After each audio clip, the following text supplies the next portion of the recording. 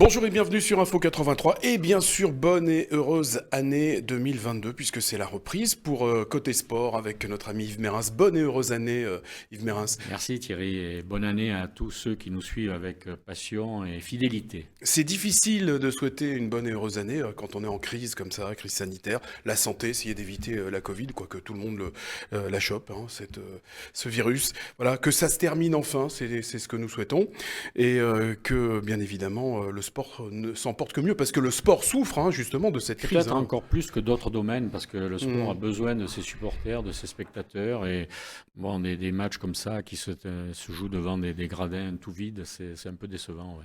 Alors je rappelle que Yves Mérins, c'est notre rédacteur en chef, ancien journaliste à Nice Matin, Var Matin, réputé internationalement, mais il y a des journalistes de Var Matin qui ne te connaissent pas.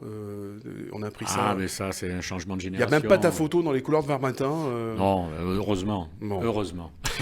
Voilà, donc Yves Mérins est un très grand reporter sportif notamment, et donc nous allons parler de sport dans cette édition de Côté Sport. On va parler bien évidemment de handball, de rugby, de tennis. On va commencer par le football. Et alors, cette première, on n'a pas d'invité hein, pour cette première, on va faire une coup de gueule et coup de cœur. Oui, Et on va commencer par les coups de cœur. Et on va peut-être. commencer par un Hein. coup de cœur. Un coup de cœur. Et celui-là, alors il m'étonne ce coup de cœur. Non, mais je reconnais, j'étais pas un immense fan de Karim Benzema et notamment, Il t'a séduit. j'ai pas aimé ses comportements hors football. La mûrie. Et là, je trouve que depuis un an, bon, il m'a surpris agréablement. Il s'est remis dans la peau d'un vrai footballeur. Il a un talent fou.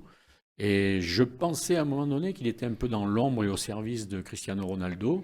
Je m'aperçois que le Portugais est en partie, eh ben, il a pris les clés du Real de Madrid et il s'impose comme un grand leader du Real de Madrid. Et encore ce week-end, il a ajouté un 20e trophée à sa collection, la Super Coupe d'Espagne. Bon, chapeau.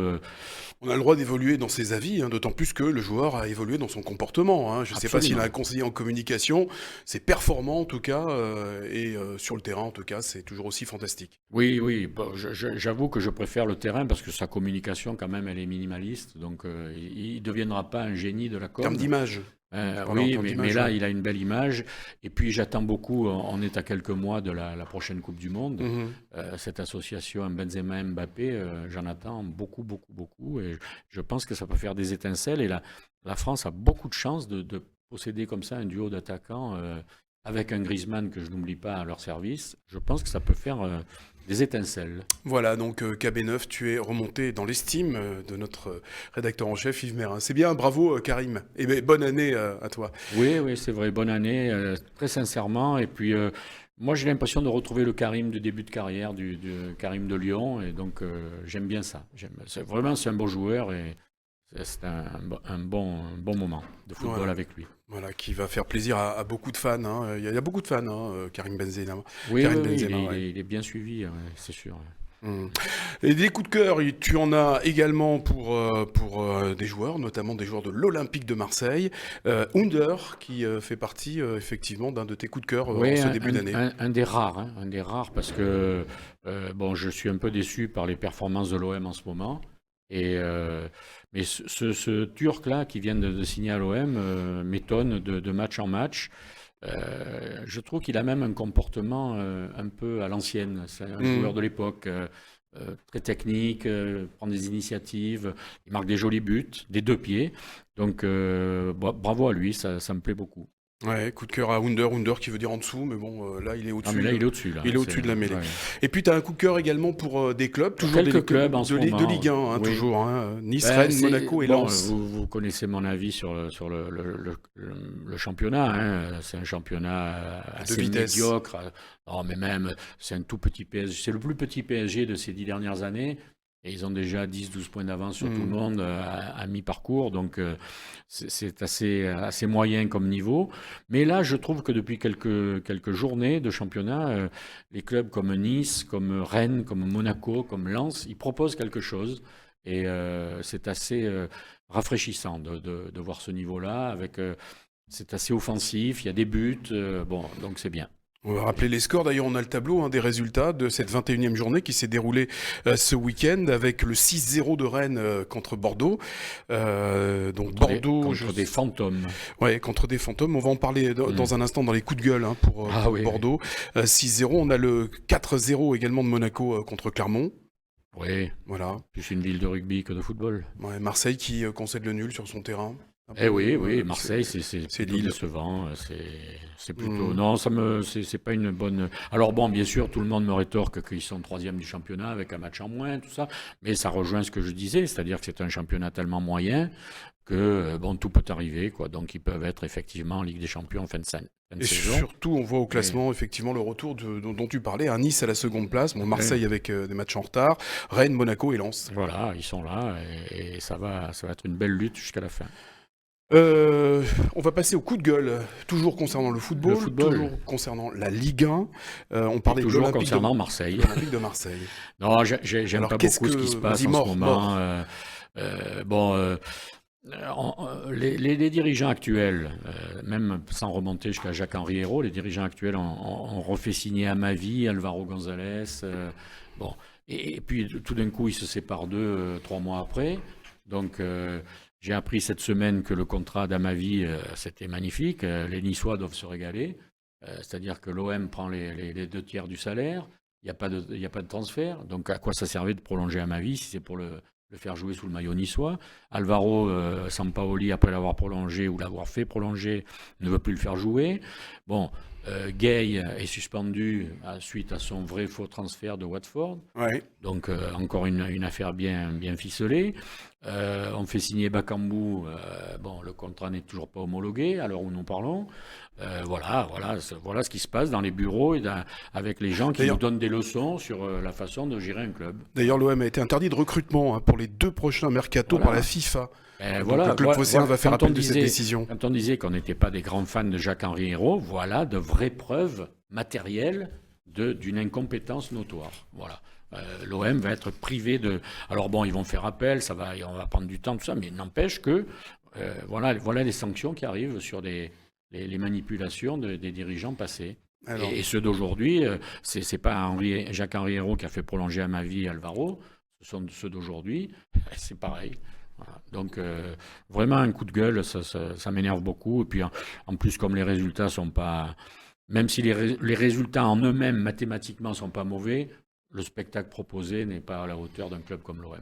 Alors on va continuer les coups de gueule ou le cri de bouche de Yves Mérins avec, on en a parlé tout à l'heure, 2 clubs mythiques du championnat de France de football élite, Saint-Étienne et Bordeaux, qui se retrouvent à l'avant-dernière et dernière place. C'est 2 clubs qui ont une histoire magnifique dans le football français, et c'est 2 clubs qui ont vendu leur âme pour Bordeaux et qui essayent de vendre leur âme pour Saint-Étienne et qui récoltent ce qu'ils ont semé, c'est-à-dire que ce sont des gestions désastreuses et voilà, et donc ils payent les pots cassés. Je pense qu'au moins un des 2 va descendre, si ce n'est les 2.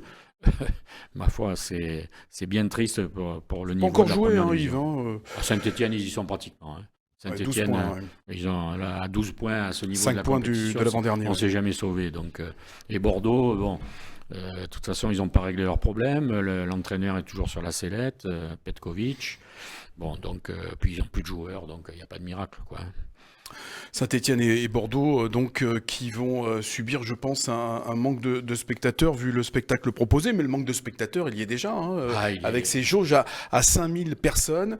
C'est assez bizarre. D'ailleurs, c'est ton coup de gueule encore. Ben, c'est une décision que je ne comprends absolument pas, parce que je ne comprends pas comment on peut traiter un stade de 8000, par exemple, 8000 personnes.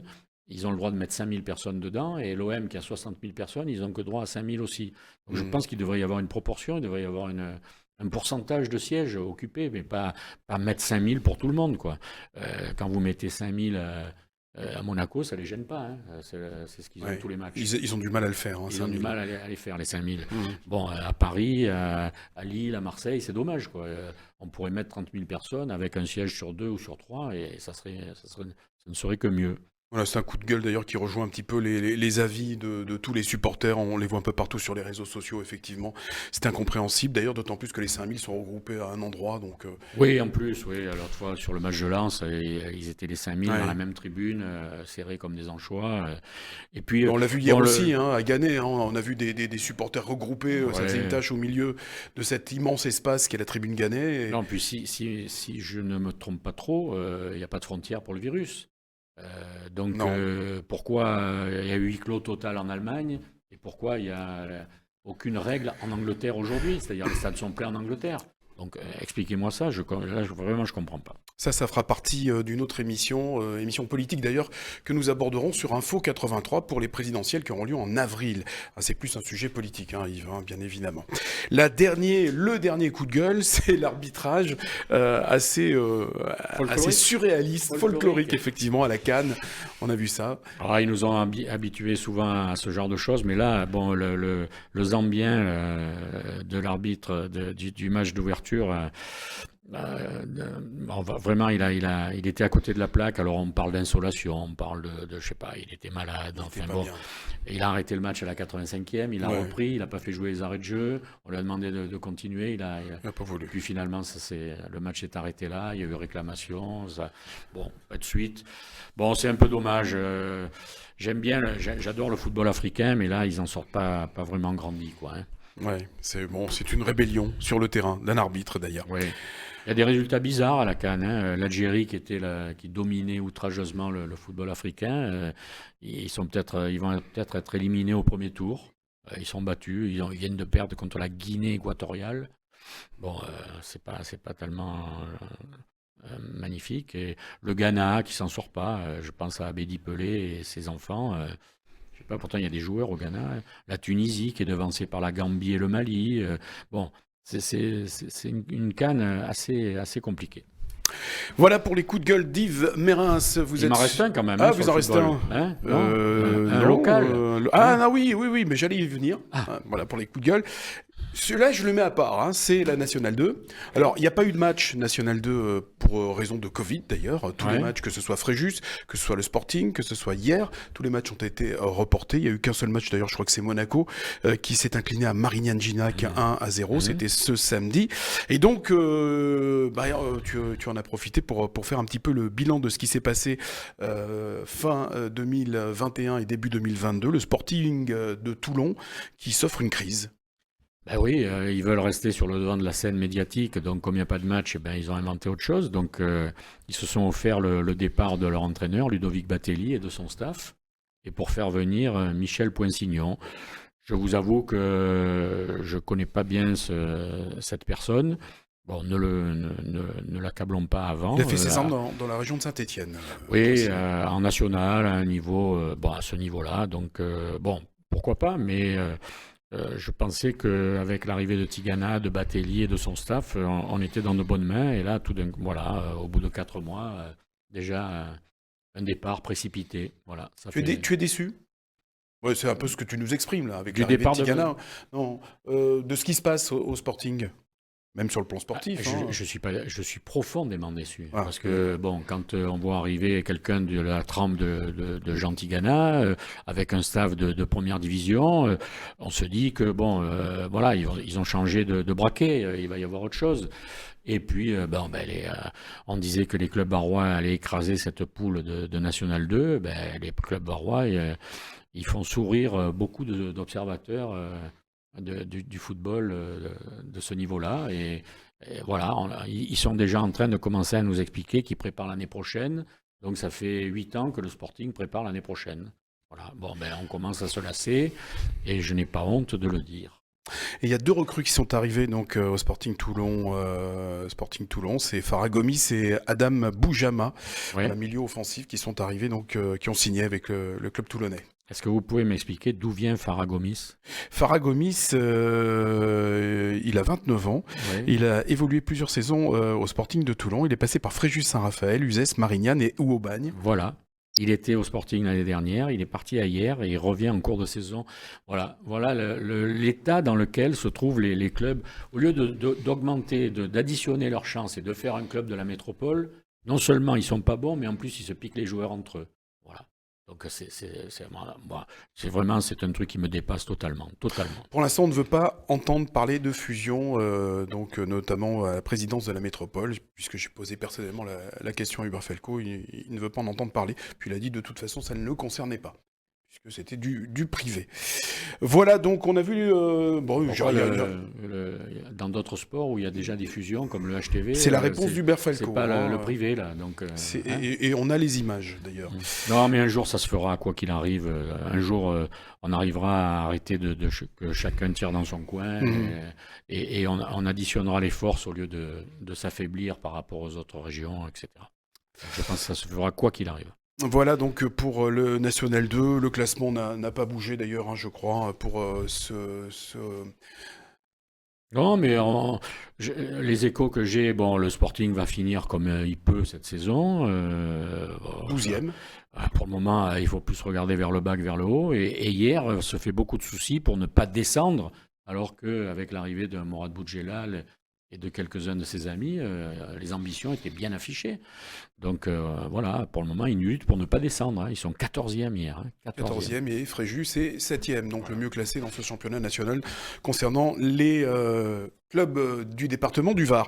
On va passer à toute autre chose, on en a fini avec le football, Yves. Oui. Coup de cœur, coup de gueule, coup de cœur. Et on va passer au tennis avec Gaël Monfils et les Français qui démarrent plutôt bien l'Open d'Australie. Quelques bons résultats et je retiendrai le résultat de Gaël Monfils qui a été un grand espoir du tennis international, au-delà de la France, et puis qui était dans un long tunnel depuis un moment. Et là, on dirait qu'il a retrouvé un peu de flamme, un peu de son physique qui est exceptionnel, qui me fait penser plus à Yannick Noah qu'à un joueur de tennis traditionnel. Et là, il gagne des matchs. Il vient de battre Coria au premier tour, le battre avec la manière, 6-1, 6-1, 6-3. Donc, beau retour de Gaël Monfils. Parce que le tennis français est vraiment au creux de la vague. Donc, il serait temps de retrouver des champions. Il y a d'autres Français qui ont brillé lors de cette première journée, notamment Benjamin Bonzi, Adriano Manarino et Corentin Moutet qui se sont qualifiés pour le second tour.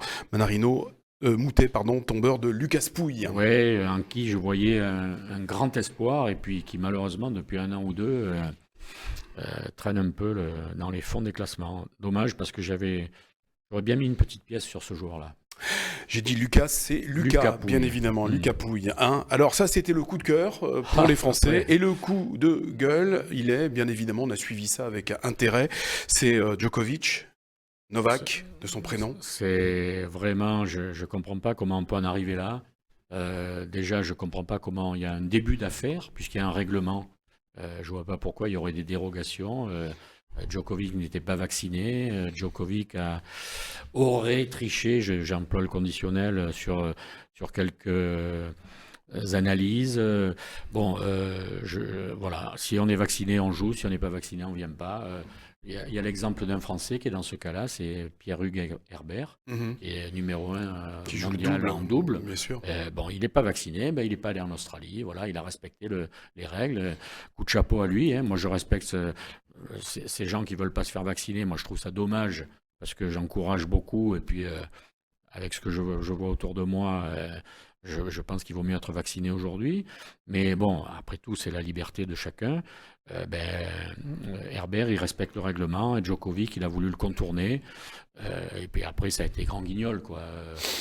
Mis à moitié en rétention, c'est ça. C'est la loi. Je pense qu'il n'a pas l'habitude de fréquenter ce genre d'endroit. Non. Et il est reparti comme il est venu, c'est-à-dire presque comme un voleur. Alors maintenant, on va voir la suite, parce que la Serbie en fait une affaire d'État, l'Australie aussi. Il y aura bientôt Roland Garros. Que va faire la France? Est-ce qu'on va lui accorder quelque chose? Lui aussi. Enfin une histoire compliquée et bien triste pour le tennis. Ouais, on aura l'occasion peut-être d'avoir, puisque on l'a sollicité à plusieurs reprises, Gilles Moreton, qui est le nouveau président, depuis un an maintenant, le président de la Fédération française de tennis, qui est en train justement de préparer Roland Garros et les conditions d'accueil des joueurs. On voit effectivement bien les dégâts de cette crise sanitaire sur le sport, avec les jauges, avec des joueurs qui... D'ailleurs, Djokovic qui risque d'avoir une saison compliquée. Oui, oui, et puis il était en Mhm. course pour être le recordman des grands chelems, hein, puisqu'ils sont Et il 3 va à perdre sa égalité position à 20. Et de bon, numéro 1. Ouais. il peut passer à côté de ce classement fantastique. Voilà Et pour Moreton prépare donc Roland Garros avec la nouvelle patronne, avec Amélie Mauresmo. certainement, Eh ouais, oui. ben Et oui. c'est Amélie Mauresmo qui a été nommée à la tête de Roland Garros. Et ben voilà, Voilà. c'est parfait. Merci Yves Mérins. Alors voilà pour les coups de gueule concernant le tennis. On va passer au coup de cœur et ça concerne le rugby et surtout le club local, internationalement connu dans le Ben Var, oui, comme attends. dirait Yves Pujol, que je Ouais, salue d'ailleurs. Et bonne année Yves. ouais. Le RCT. Mais Yves Pujol raconte beaucoup de belles histoires, mais le RCT, c'est pas une histoire, c'est une réalité. 3 fois champion d'Europe. C'est Donc, une légende. 3 fois champion d'Europe, donc c'est bien. Donc le coup de cœur, c'est ça. Après une longue parenthèse pour crise de Covid, bon, ils sont allés à Worcester. On dit bien. Je sais pas si on dit Oh, comme ça. tu devrais être 34-23 avec le reconnu par cette bonus. ville. Ils sont leaders de la poule devant Newcastle et Biarritz et avec un match en moins. Donc ils sont bien engagés dans cette Coupe d'Europe. Son premier Ils sont de premiers leur classement. Ouais. et donc tout va bien pour eux. Et puis bon, je pense qu'ils vont de nouveau vivre une belle période. Ils récupèrent beaucoup de blessés. Donc on va retrouver un vrai RCT, quoi. Parce que là, Ouais. ils étaient vraiment abîmés par tous ces joueurs absents dans cette première partie de saison. Voilà, et au top 14, le RCT est 12e, hein, je le rappelle. Le prochain match du RCT, ça sera, je crois, la semaine prochaine, non, en fin du mois de janvier. Ouais, ouais. Voilà, puisque le match de la journée précédente n'a pas pu se jouer face au Stade Rochelais. D'ailleurs, il a été reporté au 19 mars Oui, 2022. il va y avoir un programme chargé en fin de saison. Ouais, exactement. Toujours encore à cause de cette crise sanitaire. Et c'est pas fini. Et puis toujours un coup de cœur pour les clubs locaux également, qui Oui, évoluent en oui, Fédéral 1 et Fédéral 2. on n'en parle pas beaucoup, mais hier fait une saison extraordinaire en Fédéral 1. Ils viennent de battre Issoire, un match compliqué, mais ils les ont battus et ils sont largement en tête de leur poule. Par contre, à ce niveau, au même niveau, la Seine est un peu décevante alors qu'ils avaient affiché de grosses ambitions avec les frères Ficou. Mhm. Ils sont au milieu du classement, 7e.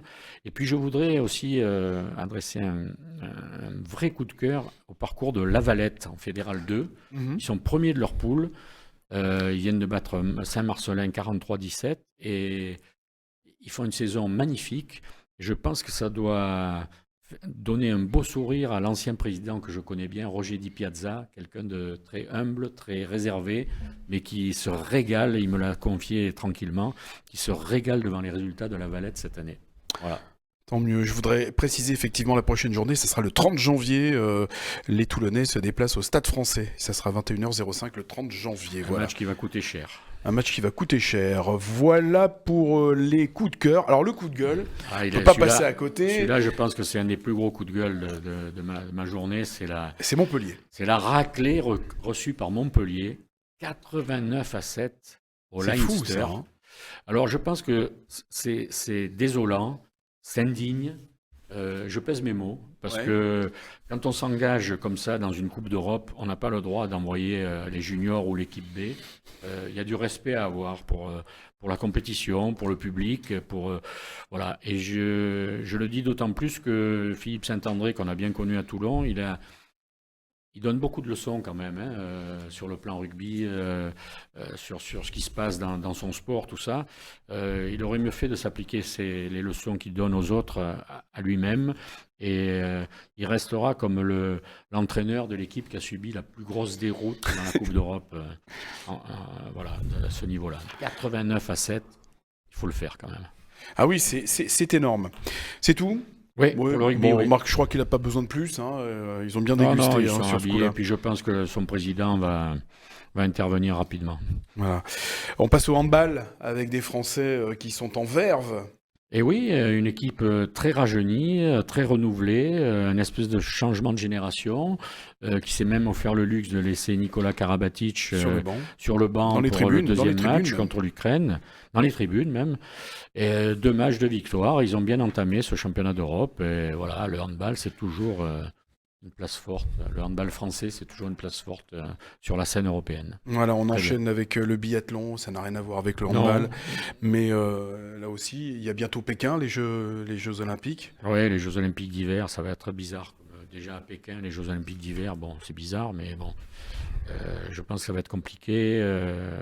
Ça se fera Et dans d'immenses congélateurs, oui. qui ont été préparés pour la cause. Non, et on peut souligner les performances de Fillon-Maillet, qui est leader de la Coupe du Monde, mais aussi de l'équipe de France en général, hommes et femmes. C'est Fillon-Maillet, c'est le fils de Géraldine, François Fillon et de Géraldine Maillet, non, pas du Non, tout. je Non, pense pas, la non. femme de Daniel Riolo, non, pas du Non, tout. Rien à voir. rien à voir. Voilà. Voilà. Donc, beaucoup de cœur également. Biathlon toujours, ça brille toujours en Ça France. brille toujours. Allez, et on va passer au basket. Bien sûr, on va parler du HTV dans un instant, mais tu voulais nous parler du retour de Axel Toupane. Oui, qui est champion NBA l'année dernière, donc c'est assez rare. Ils ne sont pas nombreux, les Français qui ont une bague NBA. Et puis, comme il n'avait pas beaucoup de temps de jeu, ben, au lieu d'aller s'enfermer dans des ligues B ou ligues C en Amérique, ben, il est revenu en France. Alors, bon, il a signé dans un club que je ne porte pas dans mon cœur, puisque c'est Paris Basket, c'est celui qui a volé les droits du HTV. Mais bon, ils sont en train de monter une belle équipe. D'ailleurs, avec Toupane, ils ont battu le Boulogne-le-Valois, qui est leader du championnat. Donc, au-delà de Paris et au-delà de ces résultats, je retiens ce retour d'Axel Toupane. C'est un grand joueur, c'est un très bon joueur. Et je pense qu'il va faire son retour en équipe de France aussi, parce qu'il sera beaucoup plus exposé en France. Donc, très bonne nouvelle pour le basket français. T'aimes bien le basket, hein? D'ailleurs, tu étais. J'aime bien, j'ai joué au basket et au football et je me suis régalé. Tu connais très bien la veille, Oui, c'est mon ami d'enfance, Alain. Donc, Et également Laurent Ciara, qui est l'entraîneur du HTV, qui a encore brillé le hier Toulon-Var Basket de Gilles Garcia, qu'on salue d'ailleurs. Briller, c'est un bien grand mot, parce qu'ils ont arraché un match compliqué. Seul le résultat compte. Oui. Ouais. Et ils étaient ennuyés par le Covid, parce qu'ils ont été vaccinés la semaine dernière, donc ils n'étaient pas en grande forme. Mais bon, ils ont battu Aubenas à l'arraché, 76-67. L'espace 3000 était encore une fois bien garni. Ouais. Donc, belle leçon en mois de janvier, comme ça. Bon, le HTV, c'est 13 victoires, une seule défaite. Ils sont leaders de la poule avec... Et là, ils prennent 2 points sur Feur, hein, déjà. Ça commence ils ont 2 matchs d'avance. Mmh. Et plus bon, ils vont les recevoir. Donc, c'est vraiment, ils sont bien engagés. Comment ça, ils ont 2 matchs d'avance? Non, ils sont à 14 matchs, les deux, hein, Feur et Toulon hier. Non, ils ont 2 victoires d'avance. Ah, 2 victoires d'avance, Voilà, oui, pardon. Feur est à 11 victoires, eux, ils sont à 13 victoires. Donc, ils ont d'accord. 2 victoires Je d'avance. n'avais pas compris.